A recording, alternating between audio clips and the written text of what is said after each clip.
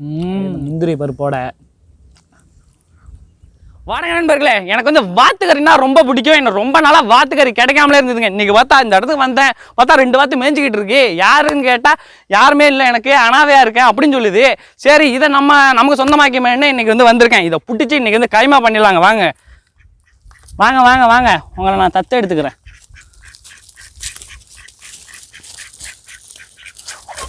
அப்பா, நல்ல பிள்ளையா இருக்காங்க இவங்க 2 பேரையும். நீங்கள் நான் தத்தை எடுத்துருக்கேங்க. நீங்கள் தத்தை எடுத்ததை வறுத்து திங்க போகிறேங்க. வாங்க, தத்தை எடுத்து வறுத்து திங்க போகிறோம். நீங்கள் அதிகப்படியான மணி ஏர்ன் பண்ணலாம், சேம் டைம் வந்து நீங்கள் ப்ரைஸும் வின் பண்ணலாம். அதை பற்றின ஒரு வெப்சைட்டை பற்றி தான் உங்களுக்கு நான் சொல்ல போகிறேன். இது வந்து இந்த வேர்ல்ட் கப் சீசனுக்கு அந்த வெப்சைட் தான் மோஸ்ட் பெட். இதுதான் நியூசிலாந்தோட ex captain Brendon McCullum. Hello cricket fans, it's Brendan McCullum here, the former New Zealand cricket captain. Well, I'm really pleased to be teaming up with MostBet as their brand ambassador for this coming winter. இந்த வெப்சைட்ல நீங்க பண்ற first டெபாசிட்க்கு வந்து 25,000 வந்து bonus கிடைக்கும், 20% வந்து கேஷ்பேக்கும் கிடைக்கும். எல்லா வேர்ல்ட் கப் மேட்சஸையும் இந்த வெப்சைட்ல வந்து லைவா பார்க்கலாம். அதுக்கு வந்து எந்த ஒரு கட்டணமும் செலுத்த தேவையில்லை. ஹிந்தி அண்ட் இங்கிலீஷ்க்கு வந்து 24/7 கஸ்டமர் சப்போர்ட் இருக்கு. PhonePe, UPI, Google Pay, Paytm இந்த வழியில வந்து நீங்க வந்து பணத்தை வந்து டெபாசிட் பண்ணிக்கலாம், வித்ட்ராவும் பண்ணிக்கலாம். நான் சொல்றேங்கிறதுக்காக இதுல வந்து ஜாயின் பண்ணாம இந்த வெப்சைட் பத்தி நீங்க தெரிஞ்சுக்கிட்டு நீங்க வந்து இதுல ஜாயின் பண்ணி பாதுகாப்பான முறையில மணி ஏர்ன் பண்ணுங்க. இவங்க 2 பேரும் குளிக்க வைக்க போகிறேன். யாரும் பார்க்காதீங்க, கண்ணை முடிங்க எல்லாரும். செம்மையாக சுத்தம் பண்ணி வச்சுக்கேன். இப்போ வந்து சமைச்சு சாப்பிட்றலாங்க. வாத்தை செம்மையாக கட் பண்ணிடலாங்க.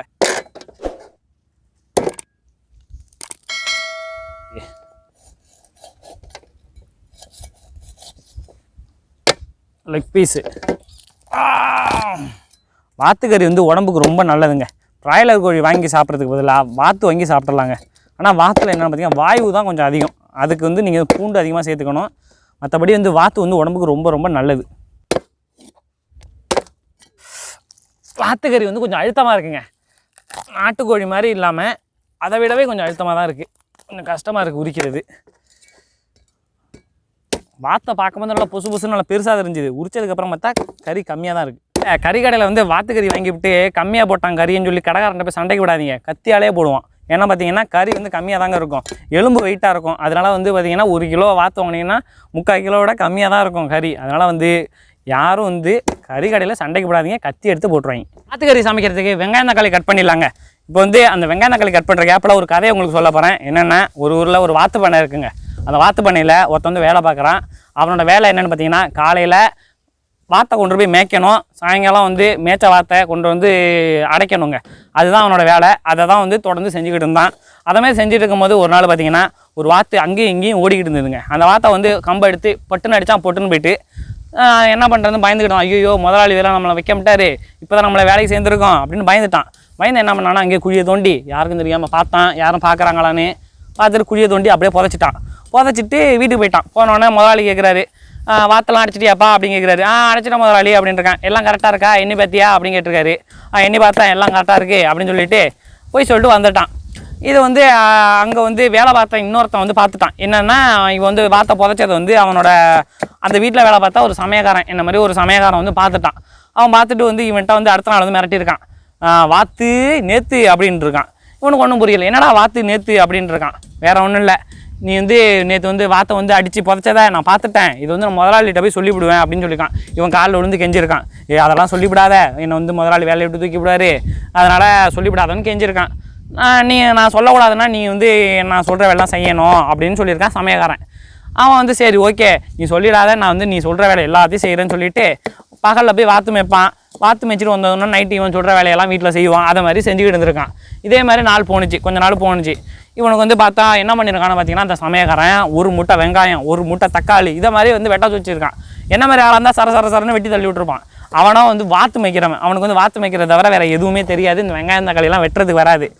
அதனால் வந்து பார்த்துருக்கான், என்னடா இது நம்மளை இவ்வளோ வேலை வாங்குறானே, என்ன பண்ணுறதுன்னு பார்த்து ஒரு நாள் பார்த்து உண்மையை போய் முதலாளிகிட்ட சொல்லிவிடுவோமான்னு யோசிச்சிருக்கான். போய் சொல்லிட்டான், இந்த மாதிரி முதலாளி நான் இந்த மாதிரி போனேன், வாத்து மேய்க்கும் போது ஒரு வாத்து அங்கேயும் ஓடிச்சு, அடித்தேன் பட்டுன்னு போட்டு அதை வந்து புதைச்சி விட்டேன் முதலாளி, என்னை மன்னிச்சிருங்க அப்படின்னு சொல்லி மன்னிப்பு கேட்டான். சரி, முதலாளியும் பார்த்துட்டு நம்மகிட்ட தான் நிறைய வாத்து கிடைக்காடா, போனால் போதுடா விட்றா அப்படின்னு சொல்லிட்டு மன்னிச்சிட்டாரு. சரினோடனே இவனுக்கும் சந்தோஷமாயிட்டு, அப்பா நமக்கு வந்து முதலாளிட்ட நம்ம உண்மையை சொல்லிவிட்டான், நம்ம இனிமேல் நம்ம வந்து சமயக்காரனுக்கு பயப்பட வேண்டியதில்லைன்னு வந்துட்டான். சமயக்காரனுக்கு இந்த விஷயம் தெரியாதுல்ல. சமயக்காரன் எப்போதும் போல வந்து இந்த வேலையை செய்யடா, அந்த வேலையை செய்யடா, மாவரடா, இதை செய்யடா, அதை செய்யடான்னு சொல்லியிருக்கான்.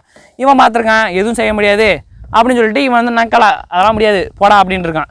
இவனுக்கு கடுப்பாயிட்டு என்னடா அது நம்ம இவ்வளவு இவனை மிரட்டி வச்சுருக்கோம் அப்படி இருந்து நமக்கு பயப்பட மாட்டானே அப்படின்ட்டு வாத்து நேத்து அப்படின்ட்டு இருக்கான். இவன் வந்து சமயக்காரன்ட்டா போடா நான் வந்து உனக்கு அவன் வேலையெல்லாம் செய்ய முடியாது நான் முதலாளிகிட்ட உண்மையை சொல்லிட்டேன்டா அப்படின்னு சொல்லிட்டு அவன் போயிட்டான். இதுலேருந்து என்ன தெரியுதுன்னு பார்த்தீங்கன்னா நம்ம வந்து தப்பே பண்ணியிருந்தாலும் நம்ம வந்து சம்மந்தப்பட்டவங்கள்ட்ட வந்து நம்ம வந்து உண்மையை சொல்லிடணும். அவங்களா கண்டுபிடிக்கிறதுக்கு முன்னாடி நம்ம அந்த உண்மையை சொல்லிட்டோம்னா அவங்க வந்து நம்மளை வந்து மன்னிச்சிருவாங்க. அது மாதிரி நீங்கள் வந்து தப்பே பண்ணியிருந்தாலும் நீங்கள் வந்து மன்னிப்பு கேட்டுருங்க, அவங்கள வந்து மன்னிச்சிருவாங்க. அதே வந்து அதை வந்து நீங்கள் மறைக்கணும்னு நீங்கள் நினைக்காதீங்க. மறைச்சிங்கன்னா அது வந்து பெரிய பிரச்சனை. ஒரு பொய்யை மறைக்கிறதுக்கு நிறைய பொய் சொல்ல வேண்டியதாக இருக்கும், அது பெரிய பிரச்சனை முடிஞ்சிடும். அதனால் வந்து யாரும் பொய் சொல்லாதீங்க, முடிஞ்ச அளவுக்கு உண்மையை சொல்லுங்கள். இப்போ வந்து நான் வந்து உண்மையை சொல்கிறேன்னே சமைக்கிறேன், நல்லா இருக்குன்னா நல்லா இருக்குது, நல்லா இல்லைன்னா நல்லா இல்லை. அதேமாதிரி நம்ம சமைக்கிறது எப்பயுமே நல்லாயிருக்கும், அது உங்களுக்கே தெரியும். சரி ஓகேங்க, இப்போ வந்து வெங்காயம் தக்காளிலாம் வெட்டியாச்சு. இப்போ வந்து நம்ம சமையல் ஆரம்பிச்சிடலாம். வாத்தை சமைக்கிறதுக்கு தேவையான பொருளாக வச்சுருக்கோங்க. கதையை கேட்டிங்களா? எப்படி இருந்தது கதை? நல்லா இருந்துச்சுன்னா கமெண்ட் பண்ணுங்கள். அடுத்த வீடியோவில் ஏதாவது ஒரு கதையை சொல்கிறேன். சரி ஓகேங்க, இப்போ வந்து வெங்காயம் நறுக்கி வச்சுருக்கோம், தக்காளி வச்சுருக்கோம், அடுத்து பார்த்திங்கன்னா கறியை சுத்தம் பண்ணி வச்சுருக்கோங்க. கரம் மசாலா, மல்லித்தூள், மிளகாத்தூள், மல்லி புதினா வச்சுருக்கோம், நல்லெண்ணெய் வச்சுருக்கோம், இஞ்சி பூண்டு இடித்து வச்சுருக்கோம், பட்டை கிராம்பு ஏலக்காய், அப்புறம் வந்து முந்திரி, அடுத்து உப்பு வச்சுருக்கோம், கருவேப்பிலை, பச்சை மிளகாய் வச்சுருக்கோம், மஞ்சள் தூள் வச்சுருக்கோம். அவ்வளோதாங்க தேவையான பொருள். எல்லாத்தையும் வச்சு செம்மையாக சமைக்க போகிறோம். தீப்பெட்டி தான் இப்போ காணும். தீப்பெட்டியை தேடி எடுத்து அடுப்பு பற்ற வச்சு செம்மையாக சமைச்சிடலாங்க. இப்போ வந்து அடுப்பு எரிய விட்டாச்சுங்க, சட்டியை வந்து அடுப்பில் வச்சிடலாம். இப்போ வந்து எண்ணெயை ஊற்றி செம்மையாக சமைச்சிடலாங்க. நல்லெண்ணெய்ங்க, அடடா நல்லெண்ணெய் வாசமே தனி. எண்ணெய் நல்லா ஹீட் ஆகிட்டுங்க. அடுத்தா பார்த்தீங்கன்னா இதில் வந்து முந்திரி, பட்டை, கிராம்பு, ஏலக்காய், சோம்பு எல்லாத்தையுமே சேர்த்துக்கலாங்க. அடுத்ததான் இது கூட நறுக்கி வச்சிருக்க வெங்காயத்தை சேர்த்துக்கலாங்க. வெங்காயம் நல்லா வதங்கிட்டு இருக்குங்க. தேவையான அளவு உப்பை வந்து வெங்காயத்தை கூட சேர்த்துலாங்க. அப்போ தான் இன்னுமே சூப்பராக வதங்கும், சீக்கிரமாக வதங்கும். வெங்காயம் செம்மையாக வதங்கிட்டுங்க. அது கூட வந்து நறுக்கி வச்சிருக்க தக்காளி சேர்த்துக்கலாங்க. ஆஹா வாசம் வேற லெவலில் வருதுப்பா. அடுத்ததாக இது கூட நறுக்கி வச்சிருக்க கருவேப்பிலையும் பச்சை மிளகாயும் சேர்த்துக்கலாங்க. அடுத்ததாக இது கூட இடித்து வச்சிருக்க இஞ்சி பூண்டை சேர்த்துக்கலாங்க. இஞ்சி பூண்டு போட்டால் தான் மனமே தூக்கும். ஆஹா அடுத்ததாக இது கூட நறுக்கி வச்சிருக்க கறி, வாத்து கறியை சேர்த்துக்கலாங்க.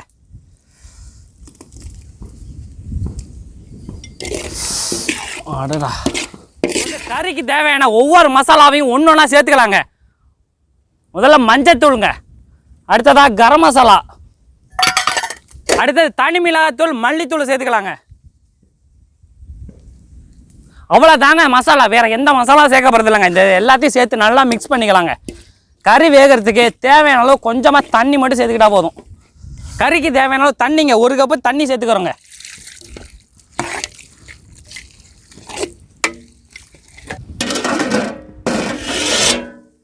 ஃபைனலாக மல்லித்தழையை தூவி இறக்கி சாப்பிட்றலாங்க.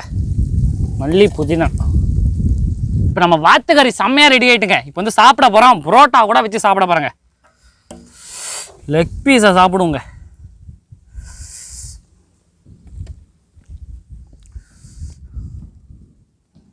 இன்னைக்கு வாத்துக்கறி செம்ம வேட்டை.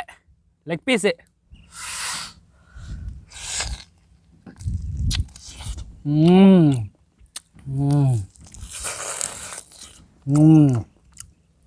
சூப்பருங்க.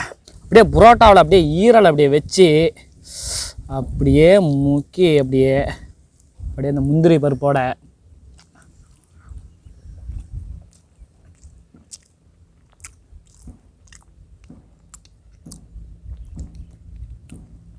வேற லெவல்.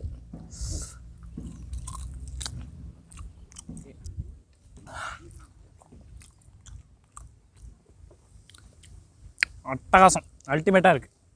இந்த வீடியோ பிடிச்சிருந்ததுன்னா லைக் பண்ணுங்கள், ஷேர் பண்ணுங்கள், கமெண்ட் பண்ணுங்கள். மறக்காமல் நம்ம சேனலை சப்ஸ்கிரைப் பண்ணுங்கள். பக்கத்தில் இருக்க பெல் ஐக்கானை கிளிக் பண்ணுங்கள். என்னோட ஆசை நீ நிறைவேற்றுங்க. வாத்துக்கிறதுங்கன்னு ரொம்ப நாள் ஆசை. அதுவும் புரோட்டா உடச்சி சாப்பிட்றது உண்மையாகவே செம்ம காம்பினேஷனு. டேஸ்ட்டு சூப்பராக இருக்குது. நீங்களும் இது மாதிரி சமைச்சு சாப்பிட்டு பாருங்கள். சரி, அடுத்த வீடியோவில் இன்னொரு டிஃப்ரெண்டான வீடியோவில் உங்களை வந்து சந்திக்கிறேன். பாய்.